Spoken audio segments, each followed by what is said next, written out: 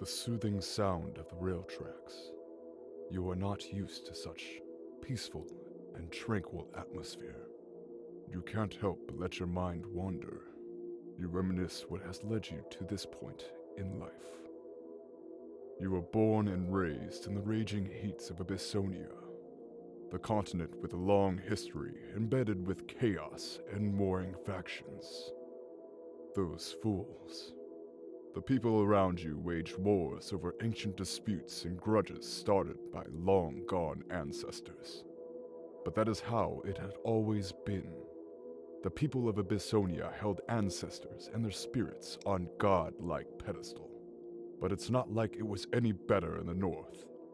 In the continent of Europa, those fools worshipped ancient deities that none of them had ever even seen with their own eyes. And they certainly had their disputes as well. A great war after another.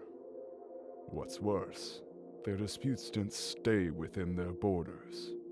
They dragged everyone into their mess. They had set their eyes on Abyssonia now because of its strategic position in securing an access to oil and other raw materials from the east. It was only a matter of time before their troops would march on your land. You were not going to die because some faceless puppeteers chose to focus their magnifying glasses on your home country this time. Despite your young age, you decided to leave. Your siblings and mother would mourn your departure. They wanted you to have something to remember them by. You took the Chak-Chak with you. You had considered yourself as successfully dead inside, not swayed by emotions. But it took a lot of effort to convince yourself that you wouldn't miss your family. You still obviously had weaknesses to weed out. You headed to the City of the Sun, Amon, to educate yourself on spiritualism and religion. You were no slouch physically, but you had always considered your intellect your true forte.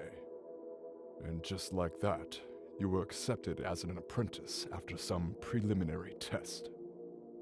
At the same time, news about the Great War closing Abyssonian borders were all they could talk on the radio. Amon was far from the borders, and it would probably remain safe for a good while even after a war broke. You figured you'd still have plenty of time to learn at the temple and leave the country before it was too late. At the Temple of Amon, you were given a choice to learn various different schools of spiritualism. You learned meditation. You were talented and praised for your quick learning at the temple, but that came as no surprise to you. You knew you were smarter than most of those old geezers. They only possessed knowledge you wanted. Once you had that, they served no purpose to you.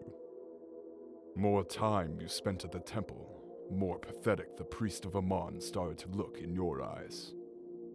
Religion in general started to look dubious too after examining how the world functioned. Most religious doctrines were molded to accommodate the current ruling class. Religion was used as a mere tool to control the masses more than anything else. Dedicating your life to worship would equal dedicating your life to kings and queens of the time. You had left your home because you didn't want to die fighting someone else's war. So why would you waste your life serving someone else's in turn? Around this time, you found an old scroll from one of the many Amon libraries. The scroll mentioned an old sect of magical practitioners originating from the eastern sanctuaries, whose worldview seemed more appealing to you. Yellow mages differed from your typical priest. Instead of dedicating their lives to worship, gods existed for them. Their force was to be harnessed to further one's own personal growth and agenda. Instead of finding order from the commandments laid out by the older gods, yellow mages reveled in chaos. Chaos was the natural state the world would return to time and time again. So why even try and force it to anything else? You quit at the Temple of Aman and decided to head east in pursuit of these yellow mages. You traveled beyond your home continent, ultimately finding yourself at the narrow streets of eastern sanctuaries. You got acquainted with the local temples. Even they had adopted the worship of Almir as their main religion. Eastern sanctuaries were no better than the Temple of Aman in that regard. If anything, religion was even more prevalent there and dictated the way people were to live and die. You were looked down upon by the scholars and religious leaders of the area because of your very public opinions.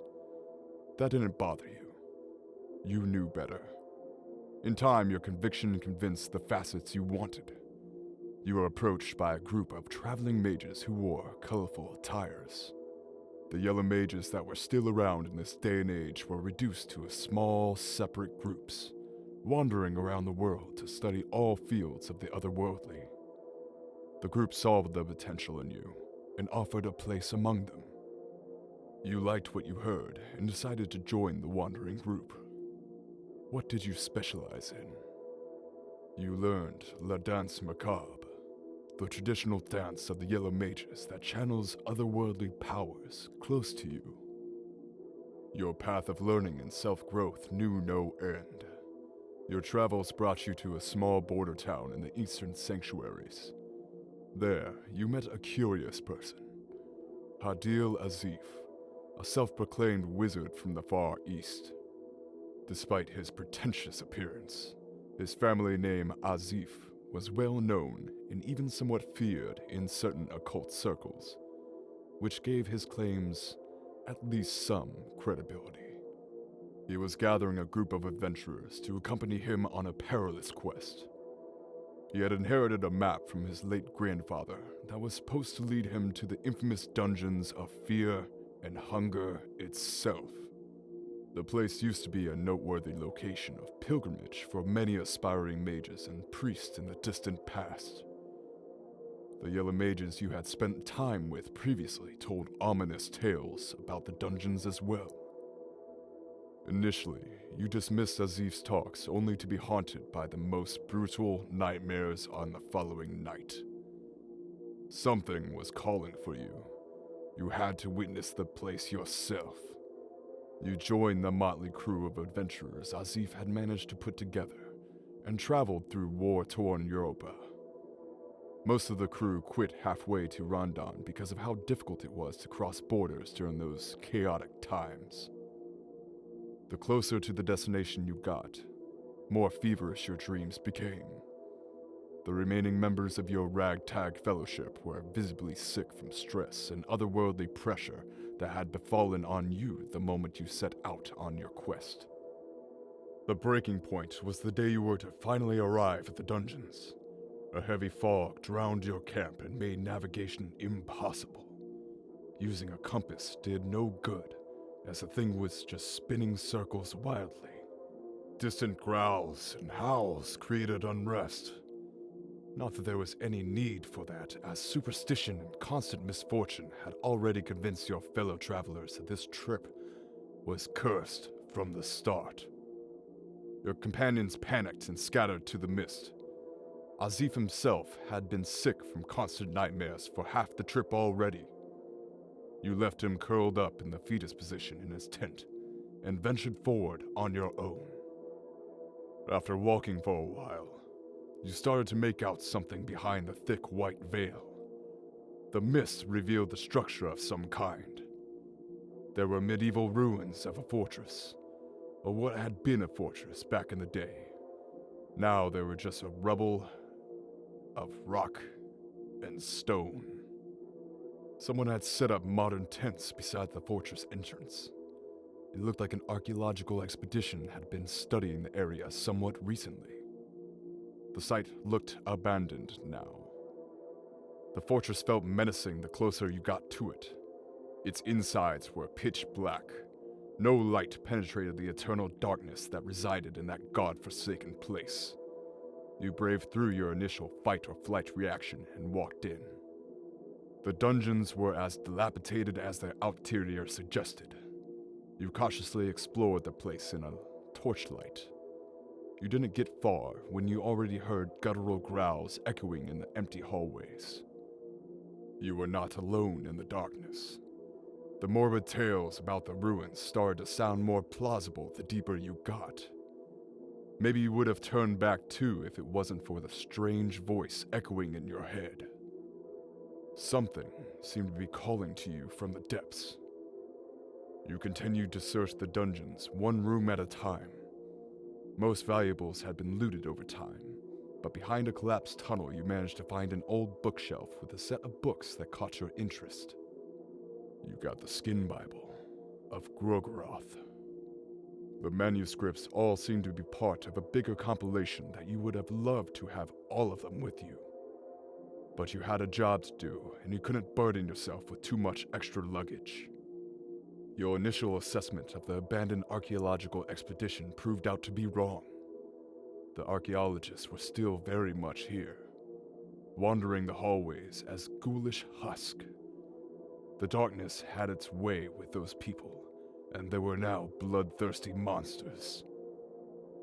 The thought did cross your mind that the very same could happen to you too if you spent too long here.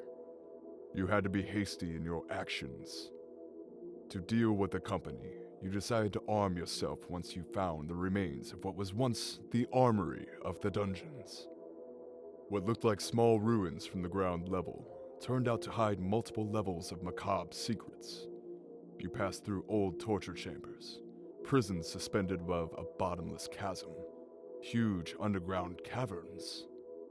All the while, the echo in your head became stronger. You were clearly getting closer to the source of that mysterious voice. Finally, you found a digging site from the caves that were located underneath all the horrors. The archaeological expedition had reached that place before succumbing to the darkness. They had revealed ruins of an ancient city from a stone wall. As you entered the ruins, you felt like you entered another time entirely. The decor was unlike any culture you were aware of. What had led you to the ruins was feverishly calling for you beneath the rocks and rubble. You dug the piles with your bare hands, and there it was, the source of the voice. A burnt and mummified severed head. The head had deep lines running across its forehead. In the place of its eyes were dark and empty sockets. The only hair on its head was the sparse mustache under its big nose. I wasn't expecting a worm like you weaseling its way this deep to the dungeons. But I'll take what I get. All earthworms do, after all, is dig. Your garments... Maybe you do have more than a camel's spit in place of your mind. You are Yellow Mage, are you not? You confirmed the suspicions of this beheaded oddity. Figures. That is why a measly maggot like yourself could hear my call. Very well. Kneel before me, for I am your master, Nashra, the doom and terror of the modern man. That name, Nashra. That was a name you were not expecting to hear. It was a name even the Yellow Mages only talked in the darkest hours of the night. Nashra, the harbinger of the burning crusade. Nashra, the bringer of torment. Nashra, the doom and terror of the modern man. The great wizard from the eastern sanctuaries went by many names. He indeed was your master, for this beheaded wizard was the one who gave birth to Yellow Mages and their ideology. Only that had happened over 1,000 years earlier. There were no records of Nashra for at least 500 years.